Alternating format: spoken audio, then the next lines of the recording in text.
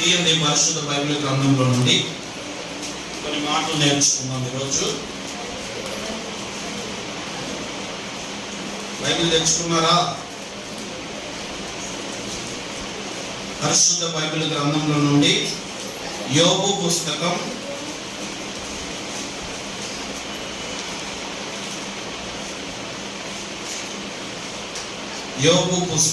8వ అధ్యాయము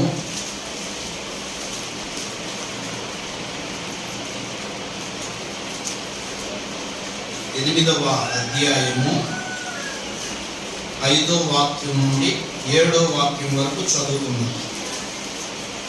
తీసారా? అందరూ తీసారా బైబిల్? యోబు పుస్తకం 8వ అధ్యాయము 5వ వాక్య భాగం నుండి 7వ వాక్య భాగం వరకు చదువుకుందాం. నీవు జాగ్రత్తగా దేవుణ్ణి వెదకిన ఎడల సర్వశక్తుడగు దేవుణ్ణి బ్రతిమాలుకొని ఎడల నీవు పవిత్రుడవై యథార్థవంతుడవైన ఎడల నిశ్చయముగా ఆయన నీ యందు శ్రద్ధ నిలిపి నీ నీతికి తగినట్లుగా నీ నివాస స్థలమును వర్ధిల్ల చేయును. అప్పుడు నీ స్థితి మొదట కొద్దిగా నుండినను తుదకు నీవు మహా అభివృద్ధి పొందుదువుగాక.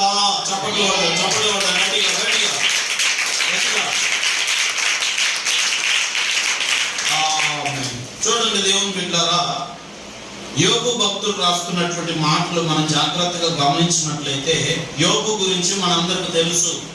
శ్రమలలో నిలబడినటువంటి వ్యక్తుల్లో మొట్టమొదటి వ్యక్తి, ప్రాధాన్యమైనటువంటి వ్యక్తి, మంచి సాక్ష్యాన్ని సంపాదించినటువంటి వ్యక్తి యోబు.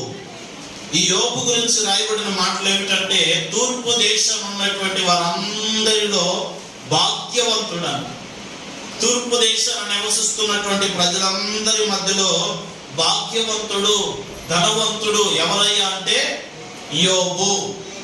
ఈ యోబు తన పత్రికలో రాస్తా ఉన్నాడు. యోబు జీవితాన్ని మనం ఒకసారి ఆలోచన చేస్తే దేవుని బిడ్డలారా, యోబుకి ఉన్నటువంటి పిల్లలందరూ ఏమైపోయారు? ఏమైపోయారు పిల్లలు? యోబుకున్న పిల్లలందరూ చనిపోయారు. యోబుకున్న ఆస్తి అంతా పోయింది. యోబుకున్నటువంటి పేరు అంతా పోయింది. యోబుకున్నటువంటి పలుకుబడి అంతా పోయింది. యోబుకున్నటువంటి మొదటి స్థితి అంతా పోయింది. యోబుకున్నటువంటి ఆశీర్వాదం అంతా పోయింది. అంతా పోయిన తర్వాత కొన్ని దినాలు గడిచిన తర్వాత యోబు తన యొక్క గ్రంథంలో ఇలా రాస్తూ ఉన్నాడు. ఏమని రాస్తున్నాడు తెలుసా? ఆయన అంటున్నాడు, నీవు జాగ్రత్తగా దేవుని వెదకిన ఎడల, సర్వశక్తుడకు దేవుని బతిమాలుకొని ఎడల, నీవు పవిత్రుడవై ఉన్న ఎడల, యథార్థవంతుడవై ఉన్న ఎడల, ఇదిగో అప్పుడు నీ స్థితి మొదట కొద్దిగా ఉండినను నీవు తుదకు మహాభివృద్ధి పొందుదువుగాక. ఆమేన్. హల్లెలూయా. మన స్థితి మొదట కొద్దిగే. మన ఇంట్లో ఉన్నటువంటి స్థితిగతులు మొదట కొద్దిగానే ఉన్నాయి. మన పరిస్థితులు మొదట కొద్దిగానే ఉన్నాయి. మనకు ఉన్నటువంటి స్థితిగతులు అన్ని ఎలాగున్నాయి? మొదట కొద్దిగా ఉన్నాయి. కానీ తుదకు దేవుడు ఏం చేస్తాడో తెలుసా? మహా అభివృద్ధిని పొందిస్తాడు. దేవుడు మన కుటుంబాల్లో మహా అభివృద్ధిని కలుగ చేయును గాక. మనల్ని దేవుడు మహా అభివృద్ధి చేత నింపును గాక. మనము దేవుని ద్వారా అభివృద్ధిని పొందుదుము గాక. కొద్దిగా ఉన్నటువంటి అభివృద్ధి కాకుండా మహాభివృద్ధిలోనికి దేవుడు మనల్ని నడిపించును గాక. ఆమేన్. హల్లెలూయా. దేవుడు మనల్ని అభివృద్ధిలోనికి నడిపించాలి అంటే, దేవుడు మనల్ని అభివృద్ధిలోనికి నడిపించాలి అంటే మన స్థితి ఎలా ఉండాలి? దేవుడు మనల్ని కొద్దిగా ఉన్నటువంటి మనల్ని మహా అభివృద్ధిని కలుగ చేయాలంటే మనం ఎలాగ జీవించాలి అంటే అక్కడే రాయబడిన మాట చూడండి. మొట్టమొదటిది, నీవు జాగ్రత్తగా దేవుణ్ణి వెతకాలి. అమ్మా ఏం చేయాలి? జాగ్రత్తగా. తల్లులారా జాగ్రత్తగా. అయిపోయింది 2 నిమిషాలు ముగిస్తాయి. వెళ్దాం. హల్లెలూయా, హల్లెలూయా, హల్లెలూయా. ఏం చేయాలంట? జాగ్రత్తగా దేవుణ్ణి వెతకాలి. దేవుణ్ణి వెతికేటప్పుడు ఏదో వెతుకులాడటం కాదు. బైబిల్ చెప్తుంది జాగ్రత్తగా దేవుని వెతికినట్లయితే దేవుడు అంటున్నాడు మనకు మహా అభివృద్ధిని కలుగజేస్తాడు. ఆమేన్. హల్లెలూయా, హల్లెలూయా. అంటే జాగ్రత్తగా వెతకాలి. రెండో మాట ఏమిటంటే సర్వశక్తుడకు దేవుణ్ణి బతిమాలుకోవాలి. మూడవది పవిత్రంగా ఉండాలి. నాలుగవది యథార్థంగా ఉండాలి. ఈ 4 అనుభవాలు ఎవరిలో అయితే ఉంటాయో వారిని దేవుడు అభివృద్ధిలోనికి నడిపించును గాక. ఆమేన్. హల్లెలూయా. చూడండి, జాగ్రత్తగా దేవుని వెతికినటువంటి వారిలో మొట్టమొదటిగా మనకు కనబడేది ఎవరు అంటే దావీదు. ఎవరు? దావీదు. దావీదు దేవుని జాగ్రత్తగా వెతికాడు. ఇప్పుడు రెండవది దేవుని బ్రతిమాలుకున్నటువంటి వ్యక్తి ఎవరయ్యా అంటే బైబిల్లో రాయబడిన మాట యాకోబు. యాకోబు ఏం చేశాడు? రాత్రంతా దేవుని బతిమాలుకున్నాడు. బతిమాలుకొని దేవుని గట్టిగా పట్టుకున్నాడు. ఆ తర్వాత మనం గమనిస్తే పవిత్రుడిగా బతికినటువంటి వారిలో మొట్టమొదటిగా మనకు కనబడే వ్యక్తి యోసేపు. ఆ తర్వాత యథార్థంగా ప్రవర్తించినటువంటి వారిలో మనకు కనబడేటువంటి వ్యక్తి ఎవరయ్యా అంటే యోబు. ఈరోజు దేవుడు మన కుటుంబాలను అభివృద్ధిలోనికి నడిపించాలి అంటే, దేవుడు మన కుటుంబాలను, మనం చేసే పనులను, మనం చేస్తున్నటువంటి ప్రతి కార్యాన్ని అభివృద్ధి పరచాలి అంటే మనం మొట్టమొదటిగా చేయవలసిన కార్యం ఏమిటంటే దేవుణ్ణి జాగ్రత్తగా వెతకాలి. ఆమేన్. హల్లెలూయా, హల్లెలూయా. దేవుణ్ణి వెతకడం కాదు కానీ జాగ్రత్తగా వెతకాలి. ఎలా వెతకాలి? జాగ్రత్తగా దేవుణ్ణి వెతకాలి. దేవుణ్ణి జాగ్రత్తగా వెతకాలి. దేవుణ్ణి వెతికినటువంటి వారిలో మొట్టమొదటిగా ఎవరున్నారయ్యా అంటే దావీదు ఉన్నాడు. చూడండి, దావీదు తన కీర్తనలో ఏమంటున్నాడు? ఒక మాటను చదవండి. కీర్తనలు 63వ కీర్తన 1వ వాక్య భాగం చదవండి. 63వ కీర్తన 1వ వాక్య భాగం. దేవా నా దేవుడవు నీవే, వేకువనే నిన్ను వెదకెదను. ఆమేన్. హల్లెలూయా, హల్లెలూయా. దావీదు జీవితంలో దేవుని బిడ్డలారా గమనించినట్లయితే దావీదు దేవుని జాగ్రత్తగా వెతికాడు. దేవుని సన్నిధికి వచ్చిన మనం ఏం చేయాలంటే దేవుణ్ణి వెతకాలి. దేవుణ్ణి వెతకాలి. వెతికే విషయంలో జాగ్రత్తగా వెతకాలి. జాగ్రత్తగా దేవుని వెతికినట్లయితే దేవుడు మనకు దర్శనమిచ్చును గాక. దేవుడు మనందరినీ దర్శించును గాక. దేవుడు మనందరికీ కనబడును గాక. దేవుని యొక్క ప్రత్యక్షత మన కనుల ఎదుట నిలబడును గాక.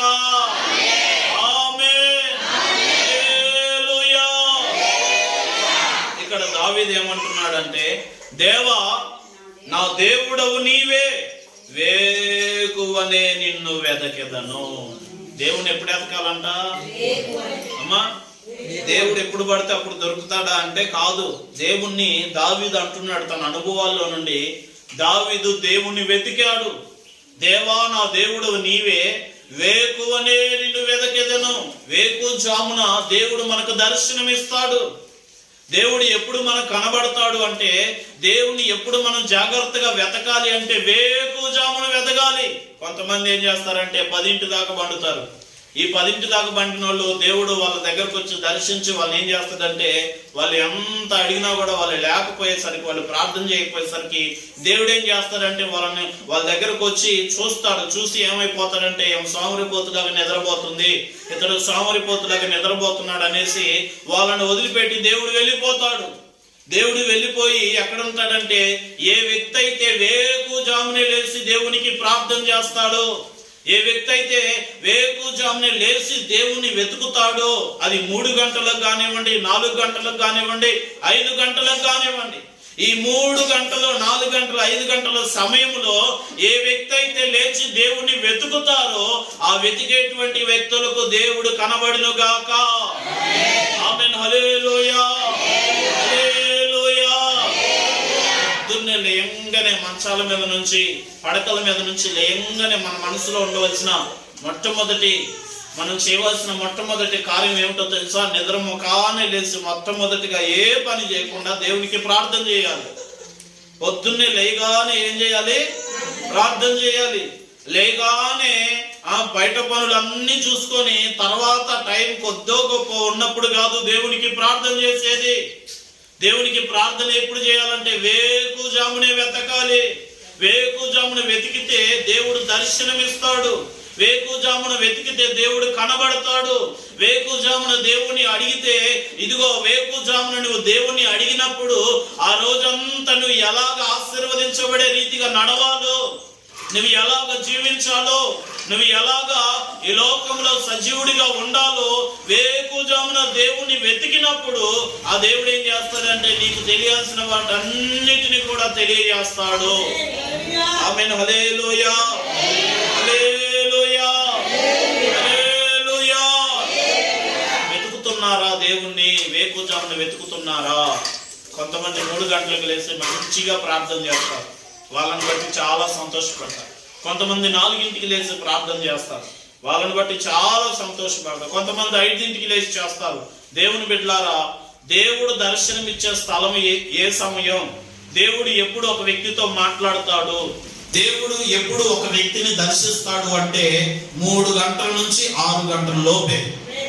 ఆమేన్. హల్లెలూయా, హల్లెలూయా. 3 గంటల నుంచి 6 గంటల లోపు నువ్వు ఎప్పుడు ప్రార్థన చేసినా కూడా దేవుడు ఏం చేస్తాడంటే నీకు దర్శనం ఇస్తాడు. దేవుడు నీతో మాట్లాడతాడు. దేవుడు నిన్ను దర్శిస్తాడు. ఎందుకు 3 గంటల నుంచి 6 గంటలు అంటే, మొట్టమొదటి జాము రాత్రి 12 నుండి 3 గంటలైతే, రెండవ జాము ఏదైతే ఉందో 3 గంటల నుంచి 6 గంటల వరకు అసలైనటువంటి ఆశీర్వాదాలన్నీ ఎప్పుడు దొరుకుతాయంటే 3 గంటల నుంచి 6 గంటల లోపు ఎవరైతే ప్రార్థన చేస్తారో వాళ్ళకి మెండైన దీవెనలు కలుగును గాక. ఆమేన్. హల్లెలూయా, హల్లెలూయా, హల్లెలూయా, హల్లెలూయా. దేవుణ్ణి ఎప్పుడు ఎతకాలి అంటే 3 గంటల నుంచి 6 గంటల లోపు ఎప్పుడైనా లేయండి, ప్రార్థన చేయండి. దేవునికి నిద్రపోయే వాళ్ళంటే అస్సలు ఇష్టం ఉండదు. నిద్రపోయే వాళ్ళంటే అస్సలు ఇష్టం ఉండదు. మీకు ఆ విషయం తెలుసా? శాంసన్ నిద్రపోయి ఏమయ్యాడంటే బోడిగుండు చేయించుకున్నాడు. శాంసన్ నిద్రపోయి బోడిగుండు చేయించుకున్నాడు. అపోస్తలుడైన పౌలు గారు వాక్యం చెప్తా ఉంటుంటే ఒక యవనస్తుడు కిటికీలో కూర్చొని వాక్యం వినకుండా ఏం చేస్తున్నాడంటే నిద్రపోతా ఉన్నాడు. నిద్రపోతే ఏమైపోయాడంటే కిటికీలో నుంచి కింద మిద్దె మీద నుంచి కిందకి దూకి చచ్చిపోయాడు. అంటే ఎక్కువగా ఏ విశ్వాసులైతే నిద్రపోతారో, ఎక్కువగా ఏ విశ్వాసులైతే నిద్రను ప్రేమిస్తారో వాళ్ళకి దేవుడు ఎలాంటి ఆశీర్వాదాలు ఉంచడు. ఆమేన్. హల్లెలూయా, హల్లెలూయా. చూద్దాం గట్టిగా, హల్లెలూయా.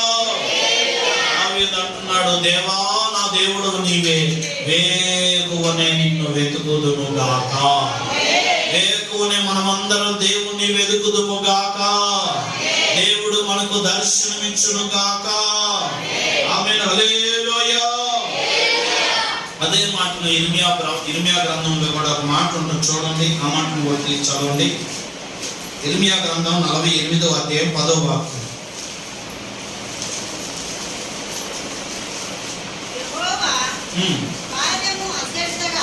యెహోవా కార్యమును అశ్రద్ధ చేయువాడు శాపగ్రస్తుడగును. చాలు, దేవునికి స్తోత్రం. హల్లెలూయా, హల్లెలూయా. యెహోవా కార్యమును అశ్రద్ధ చేయువాడు శాపగ్రస్తుడవుతాడంట. ఏ కార్యాన్ని? దేవుని కార్యాన్ని అశ్రద్ధగా చేయకూడదు. దేవుని పనిని అశ్రద్ధగా చేయకూడదు. దేవుని యొక్క కార్యాలను అశ్రద్ధతో చేయకూడదు. ఏ వ్యక్తి అయితే దేవుని కార్యాలను, దేవుని పనులను దైవిక సంబంధమైనటువంటి కార్యాలను అశ్రద్ధ చేస్తారో వాళ్ళ గురించి బైబిల్ రాయబడిన మాట శాపగ్రస్తులు అవుతారు. చాలా మంది శాపానికి గురైపోవడానికి గల కారణం ఏమిటంటే దేవుని కార్యాలను అశ్రద్ధ చేస్తారు. ఆదివారం అంటే ఏముంది అని అనుకుంటారు, కానీ ఆదివారం మిస్ అయిపోతే కోల్పోయే ఆ శాపం, ఆ ఆశీర్వాదం కోల్పోయే ఆశీర్వాదం ఎంతగా ఉంటుందో తెలియదు. ఒక ఆదివారం మిస్ అయితే 1000 దినాల ఆశీర్వాదం పోయినట్టే. ఒక ఆదివారం మిస్ అయిపోతే ఎన్ని దినాల ఆశీర్వాదం పోయినట్టు? 1000 దినాల ఆశీర్వాదం పోయిందన్న. ఇప్పుడు ఎన్ని వారాలు మన మందిరానికి రాకుండా ఉంటామో అంత నష్టం మనలో జరిగిద్ది. ఇప్పుడు కాకపోయినా రేపైనా, రేపు కాకపోయినా ఒక్కో రోజున ఏదో ఒక రోజు జరిగిద్ది. అందుకనే దేవుని వాక్యం ఏమంటుందంటే యెహోవా కార్యాన్ని అశ్రద్ధ చేయకూడదు. దేవుని కార్యాలను ఏం చేయకూడదంట? అశ్రద్ధ చేయకూడదు. ప్రార్థన అన్నా అశ్రద్ధ ఉండకూడదు, ఉపవాస ప్రార్థనలన్నా అశ్రద్ధ ఉండకూడదు, మందిరానికి రావటం అన్న అశ్రద్ధ ఉండకూడదు, లేకపోతే దేవునికి సంబంధించినటువంటి మంచి పనులు చేయడానికన్నా అశ్రద్ధ ఉండకూడదు. అశ్రద్ధ అనేది ఉంటే బైబిల్ చెప్తుంది వాళ్ళు శాపగ్రస్తులైపోతారు. దేవునికి స్తోత్రం. హల్లెలూయా, హల్లెలూయా, హల్లెలూయా. ఇంకా బైబిల్లో మనం గమనిస్తే దేవుని బిడ్డలారా, కీర్తనలు 14 కీర్తన 2వ వాక్యం కూడా ఒకసారి చదవండి. కీర్తనలు 14 2వ వాక్యం. కీర్తనలు 14 2. వివేకము కలిగి దేవుణ్ణి వెదకువారు కలరేమో అని యెహోవా ఆకాశము నుండి చూచి నరులను పరిశీలించెను. దేవునికి స్తోత్రం. హల్లెలూయా. జాగ్రత్తగా వినండి దేవుని బిడ్డలారా. ఇక్కడ దేవుని వాక్యంలో రాయబడిన మాట ఏమిటంటే వివేకము కలిగి దేవుణ్ణి వెదుకువారు కలరేమో అని. వివేకము కలిగి దేవుని వెతుకువారు కలరేమో అని యెహోవా అంట ఆకాశములో నుండి నరులను పరిశీలిస్తా ఉన్నాడంట. ఒకసారి ఆలోచన చేయండి. దేవుడు ఏం చేస్తున్నాడంటే ఆకాశంలో నుండి మనల్ని పరీక్షిస్తా ఉన్నాడు, పరిశీలిస్తా ఉన్నాడు. మనలో ఏం పరిశీలిస్తున్నాడు? మనం దేవుని వెతుకుతున్నామా? దేవుడి కార్యాలంటే శ్రద్ధ చూపుతున్నామా? దేవుడు అంటే శ్రద్ధ చూపుతున్నామా? దేవుని విషయాల్లో మనం ఎలా ఉంటున్నాం? దేవుని కార్యాల విషయంలో మనం ఎలా ఉంటున్నాం? మందిరం విషయంలో ఎలా ఉంటున్నాం అని దేవుడు అంట ఆకాశంలో నుండి చూస్తా ఉన్నాడంట. చూసి ఆయన ఏం చేస్తున్నాడంటే పరిశీలన చేస్తా ఉన్నాడంట. ఆమేన్. హల్లెలూయా, హల్లెలూయా, హల్లెలూయా. ఆకాశం నుండి చూచి నరులను పరిశీలించను. దేవుడు ఇప్పుడు మనల్ని పరిశీలిస్తున్నాడు అని అనుకోండి. ఇప్పుడు డిమార్ట్కి పోతే డిమార్ట్లో లోపలికి పోతున్నప్పుడు ఆయన ఏం చేస్తాడు? ఒకటి పెడతాడు, దాన్ని ఏదో అంటారు, సెన్సార్ పెట్టి చూస్తాడు. ఈడేమో బాంబులు తీసుకొస్తుందా, లేకపోతే ఏమన్నా పేల్చే తీసుకొస్తుందా, లేకపోతే ఈ ఒంట్లో ఏమన్నా గన్ను ఉందా, తుపాకీ ఉందా, ఏముందా అనేసి లోపలికి పోతున్నప్పుడు ఏం చేస్తాడు? సెన్సార్ పెట్టి మొత్తం ఇట్లా అంటాడు, పైనుంచి కింద దాకా ఇట్లా అంటాడు, పరిశీలన చేస్తాడు. ఆమేన్. హల్లెలూయా, హల్లెలూయా. ఇప్పుడు అదే రీతిగా ప్రభు ఏమంటున్నాడంటే ఆకాశములో నుండి నరులను పరిశీలన చేస్తా ఉన్నాడంట. మనం అనుకుంటాం మన మీద ఎవరు చూడట్లేదులే, ఎవరు మన మీద దృష్టి పెట్టట్లేదులే, మనం ఎట్లా నడిచినా ఏముందో అని అనుకుంటాం. కానీ పైన ఒక ఆయన ఉన్నాడు, ఆయన అంట అన్ని పరిశీలన చేస్తా ఉన్నాడు. నీ గురించి, నా గురించి, మనందరి గురించి ఏం చేస్తున్నాడంటే ఆయన పరిశీలన చేస్తా ఉన్నాడు, నరులను పరిశీలన చేస్తా ఉన్నాడంట. అయితే ఆయన పరిశీలనలో తెలిసింది ఏమిటంటే ఏ ఒక్కలైనా నన్ను ఎతుకుతారా, నన్ను కనుగొంటారా, వివేకము కలిగి నన్ను వెతికే వాళ్ళు, వివేకము కలిగి నన్ను కనుగొనే వాళ్ళు, నన్ను వెతికే వాళ్ళు ఉన్నారా అనేసి ప్రభు ఏం చేస్తున్నాడంటే పరిశీలన చేస్తా ఉన్నాడంట. ఆమేన్. హల్లెలూయా, హల్లెలూయా. దేవుని బిడ్డలారా, మనం దేవుణ్ణి వెతుకుతున్నామా? దేవుణ్ణి కనుగొంటున్నామా? దేవుడు ఎక్కడుంటాడు? దేవుడు ఎక్కడుంటాడు? దేవుని వెతకాలి అంటే లోకాసు వార్త మనం తీయండి. లూకా సువార్త మనం 2వ అధ్యాయము. దేవుని వెతకాలి అంటే, వివేకము కలిగి వెతకాలి అంటే, దేవుని జాగ్రత్తగా వెతకాలి అంటే దేవుడు ఎక్కడ ఉంటాడు? లూకా సువార్త మనం 2వ అధ్యాయము 44వ వాక్య భాగాన్ని చదువుకుందాం. లూకా సువార్త మనం 2వ అధ్యాయము 44.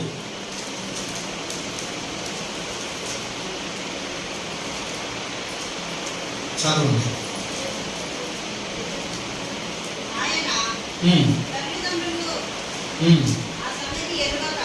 ఆయన తల్లిదండ్రులు ఆ సంగతి ఎరుగక ఆయనను సమూహంలో ఉన్నాడని తలంచి ఒక దిన ప్రయాణం సాగిపోయి తమ బంధువులలోను నెలవైన వారిలోను ఆయనను వెదుకుచుండిరి. ఆయన కనబడనందున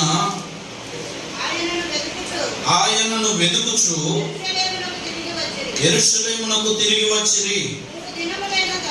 3 దినాలు గడిచిన తరువాత ఆయన దేవాలయములో బోధకుల మధ్య కూర్చుండి వారి మాటలను ఆలకించుచు ఆయనను చూచిరి. చాలు, దేవునికి స్తోత్రం. హల్లెలూయా.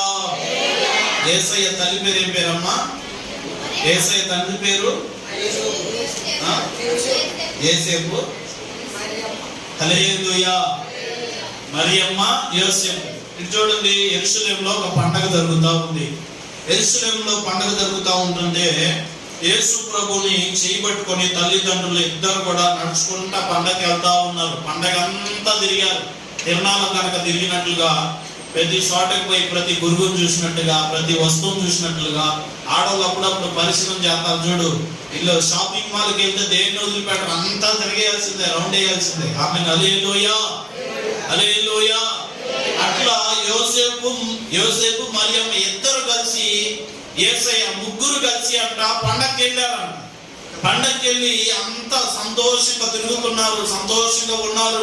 అన్ని చేస్తా ఈ హడావిడిలో ఏం జరిగిందంటే యేసయ్య చెయ్యి వదిలిపెట్టిపోయారు. యేసయ్య చెయ్యి వదిలిపెట్టి 3 దినాలంత దూరం పోయారు. ఆమె హల్లెలూయా. 3 దినాలంత దూరం పోయి ఎతికినా కూడా 3 దినాలంత దూరం పోయిన తర్వాత అప్పుడు ఎనికి తిరిగి చూస్తున్నారంట ఈ మహానుభావుడు. అప్పుడు ఎనికి తిరిగి చూస్తే యేసయ్య ఆడున్నాడు? లేడు. యేసయ్య ఎక్కడున్నాడు? యెరూషలేములో పండగలో ఒక చోట ఉన్నాడంట. ఆమె హల్లెలూయా.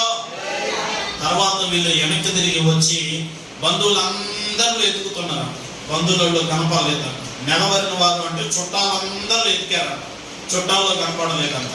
ఇక తిరిగి ఆ పండగలో కూడా చుట్టూ తిరిగారంట. ఎక్కడ తిరిగినా ఎక్కడ కనపడలేదంట. కానీ యేసయ్య ఎక్కడున్నాడో తెలుసా? అక్కడ రాయబడిన మాటను చూడండి.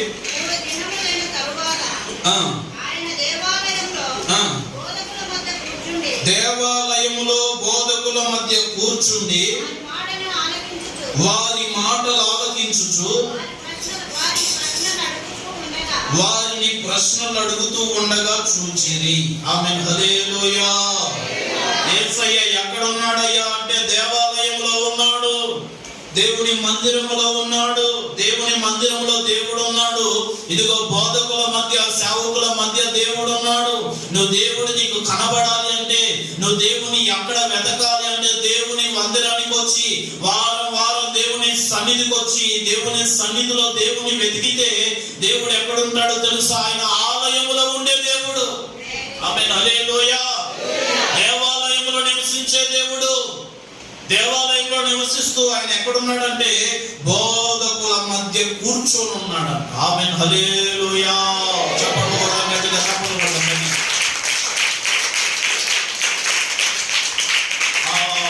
దేవుడు ఎక్కడున్నాడంట? దేవాలయంలో ఉన్నాడంట. దేవాలయంలో కూర్చున్నాడంట యేసు ప్రభు. దేవాలయంలో బోధకుల మధ్య. ఇప్పుడు దేవుని బిడ్డలారా జాగ్రత్తగా వినండి. మనం దేవుని జాగ్రత్తగా వెతికితే దేవుడు మనకి దొరుకుతాడు. ఎలా వెతకాలి అంటే జాగ్రత్తగా వెతకాలి, వివేకము కలిగి వెతకాలి. అప్పుడు దేవుడు మనకి కనబడతాడు. దేవుడు ఎక్కడ ఉంటాడు వెతకాలి అంటే దేవాలయములో, అంటే ఈ మందిరములో దేవుడు ఉంటాడు. నువ్వు వారం వారం వచ్చి ఇక్కడ ప్రార్థన చేస్తే ఆ వారం అంతా దేవుడు నీకు దర్శనం ఇస్తాడు. ఆ వారం అంతా దేవుడు నీ కుటుంబాన్ని ఆశీర్వదిస్తాడు. ఆ వారం అంతా నీ పనుల్లో దేవుడు తోడుగా ఉంటాడు. ఆ వారం అంతా కూడా నువ్వు చేసే ప్రతి పనిలో దేవుడు ఏం చేస్తాడంటే నీకు తోడై ఉండి నీ యొక్క ప్రతి పనిని ఏం చేస్తాడంటే మహాభివృద్ధిలోనికి నడిపిస్తాడు. నువ్వు దేవుని మందిరంలో ఉంటే దేవుడు నీ కుటుంబాన్ని అభివృద్ధిలోనికి నడిపిస్తాడు. నువ్వు దేవుని మందిరంలో కనబడలేదనుకోండి, దేవుడు నీ కుటుంబాన్ని అభివృద్ధిలోనికి నడిపించడు, అరాకొర ఆశీర్వాదాలతో నింపుతాడు. ఆమేన్. హల్లెలూయా, హల్లెలూయా. కానీ యోబు ఏమంటున్నాడో తెలుసా? మొదట నీ స్థితి కొద్దిగా ఉండినను తొదకు నీవు మహా అభివృద్ధి పొందుదువు గాక. దేవుడు మన కుటుంబాలను మహా అభివృద్ధిలోనికి నడిపించును గాక. ఆమేన్. హల్లెలూయా. ఇప్పుడు చెప్పండి, దేవుడు మనల్ని మహా అభివృద్ధిలోనికి నడిపించాలి అంటే మనం ఏం చేయాలి? జాగ్రత్తగా, అయిపోయిందా? హల్లెలూయా, హల్లెలూయా. జాగ్రత్తగా వెతకాలి. దేవుని జాగ్రత్తగా వెతికితే దేవుడు మన మొదటి స్థితి కంటే చివరి స్థితిని మహాభివృద్ధిలోనికి నడిపిస్తాడు. రెండవది కూడా చదవండి, యోబు పుస్తకం 8వ అధ్యాయం 5వ వాక్యంలో రెండో మాట ఏమని రాయబడిందంటే, దేవుని బ్రతిమాలుకొని ఎడలా. దేవుని ఏం చేయాలంట? బ్రతిమాలుకోవాలి. దేవుణ్ణి అడిగేటప్పుడు, బ్రతిమాలేటప్పుడు ఎలా బ్రతిమాలుకోవాలంటే గట్టిగా పట్టుకొని బ్రతిమాలాడాలి.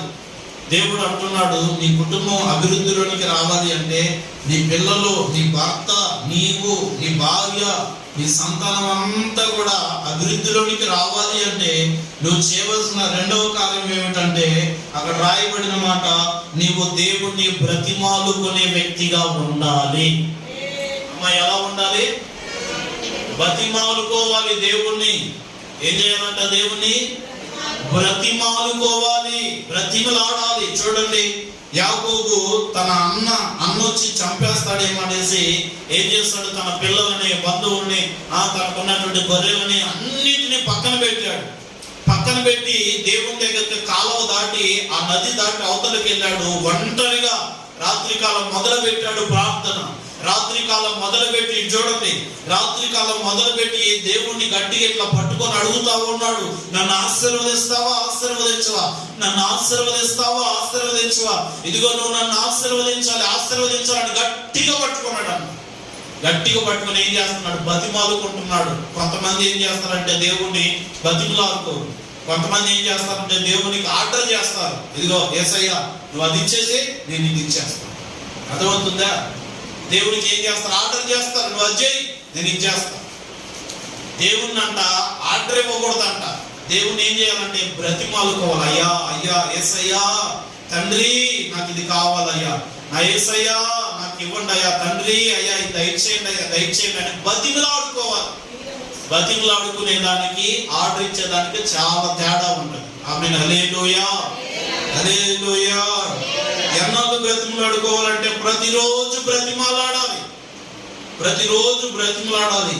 యాకోబు ఏం చేస్తాడంటే అడుగుతా ఉన్నాడు, నా అన్న వచ్చి నన్ను చంపేస్తాడు, ఇదిగో నా పిల్లలు చచ్చిపోతారు, నా భార్యలు చచ్చిపోతారు, నా గొర్రెలను కూడా చంపేస్తాడు, నా అన్న మహా మూర్ఖుడు, ఇదిగో యేసేపు నన్నంతా, నా సంతానం ఏమీ లేకుండా నాశనం చేస్తాడని భయపడి రాత్రంతా ప్రార్థన చేస్తూ దేవుని బతిమాలుకుంటా ఉన్నాడంట. యాకోబు బ్రతిమాలుతా ఉన్నాడు, అయ్యా నన్ను ఆశీర్వదించు, నాన్న నన్ను ఏమీ చేయకూడదు, నాన్న నన్ను చంపకూడదు, నా పిల్లలను ముట్టకూడదు, నాకు కలిగినటువంటి పశువులను ముట్టకూడదు, నా ఆస్తిని ముట్టకూడదు, నా పరివారిని ముట్టకూడదు అనేసి దేవుణ్ణి ఏం చేస్తా ఉన్నాడంటే యాకోబు బ్రతిమాలుతా ఉన్నాడంట. ఎంతగా బతిమాలాడంటే, ఒరే బాబు నన్ను వదిలిపెట్టు అన్నా కూడా యాకోబు వదిలిపెట్టట్లేదంట. అర్థమవుతుందా? హల్లెలూయా, హల్లెలూయా. నన్ను వదిలిపెట్టి యాకోబు, నన్ను వదిలిపెట్టయ్యా అని అడిగినా కూడా దేవుని వదిలిపెట్టట్లేదంట. చివరికి ఏం చేస్తాడంటే, ఈడు నన్ను వదిలిపెట్టడేలాగా గట్టిగా పట్టుబట్టాడు, ఉడుకు పట్టుబట్టాడు నన్ను అనేసి తొడ గూటి మీద కొడితేనంట తొడ నరం ఎముక ఇరిగిందంట. ఆమేన్. హల్లెలూయా, హల్లెలూయా. తొడ నరం ఇరిగిన తర్వాత అప్పుడు బాగా బాధేస్తుంటే అంటే అప్పుడు దేవుడు వదిలిపెట్టి తొడను పట్టుకున్నాడు. అప్పుడు ఏం చేశాడు, తెల్లవారుతుంది నేను పోవాలి, వదిలిపెట్టాయని వదిలిపెట్టకపోగా ఆ నరం మీద, ఆ ఎముక మీద కొడితే అప్పుడు ఏం చేశాడంటే దేవుడు అతన్ని పట్టుకొని, ఇదిగో ఇప్పుడు దాకా నన్ను బ్రతిమాలావు కదా, రాత్రి నుంచి పొద్దున్న దాకా నన్ను బ్రతిమాలుతా ఉన్నావు కదా, పోరాడుతా ఉన్నావు కదా, నాతోటి పట్టుబట్టావు కదా, నాకు ఇది కావాలి అని పట్టుబట్టావు కదా అనేసి యేసయ్య ఏం చేశాడంటే, ఎప్పటి నుంచి నీ పేరు యాకోబు కాదు, ఇదిగో నేను ఆశీర్వదిస్తున్నాను, నువ్వు ఇశ్రాయేలుగా పేరు పొందుదువుగా అనేసి ఇశ్రాయేలు అని పిలిచాడు. అంతే. ఆమేన్. హల్లెలూయా, హల్లెలూయా. యాకోబు ఒక్కసారి అడిగాడండి, గట్టిగా పట్టుబట్టాడు. ఒక్కసారి పట్టుబట్టి ఇప్పటి వరకు కూడా ఇజ్రాయేల్ దేశం చూడండి, అన్ని దేశాల కంటే బాగా అభివృద్ధి చెందిన దేశంలో మొట్టమొదటి స్థానం ఉన్న దేశం ఏదో తెలుసా? ఇజ్రాయేలు. యాకోబు ఆ రాత్రి, అప్పుడు ఆ సమయంలో ఆ రాత్రి పట్టుబట్టి దేవుని యాకోబు గట్టిగా అడిగాడు. ఆ రోజు అడిగిన దేవుడు అప్పుడు ఆశీర్వదించిన దేవుడు ఇప్పటికి కూడా ఇజ్రాయేల్ ఆశీర్వదించబడతానే ఉంది. ఆమేన్. హల్లెలూయా. మన దేశానికి 1, 2, 3 నోబెల్ బహుమతులు వస్తే అది చిన్న దేశం, హైదరాబాద్ అంతా కూడా ఉండదు ఆ దేశం. దానికి 15, 16 నోబెల్ బహుమతులు వచ్చినాయి. దేవునికి స్తోత్రం. హల్లెలూయా, హల్లెలూయా. నోబెల్ బహుమతులు. కనుక దేవుని బిడ్డలారా, దేవుడు మనల్ని మహా అభివృద్ధిలోనికి తీసుకురావాలి అంటే రెండవదిగా మనం ఏం చేయాలి? దేవుణ్ణి బ్రతిమిలాడుకోవాలి. ఆర్డర్లు వేయకూడదు, తప్పది. దేవుని అట్లా ఆర్డర్ వేయకూడదు. దేవుని ఏం చేయాలంటే ఎప్పుడు కూడా చిన్న పిల్లవాళ్ళగా బ్రతిమాలుకుంటా ఉండాలి, బ్రతిమాలుకుంటా ఉండాలి, అడుగుతా ఉండాలి. దేవుణ్ణి అడుగుతా ఉంటుంటే ప్రభు ఏం చేస్తాడంటే, ఆ అడిగేది కూడా పట్టుబట్టి అడగాలి. పట్టుబట్టి అడిగితే దేవుడు ఏం చేస్తాడంటే మనల్ని మహా అభివృద్ధిలోనికి నడిపించునుగాక.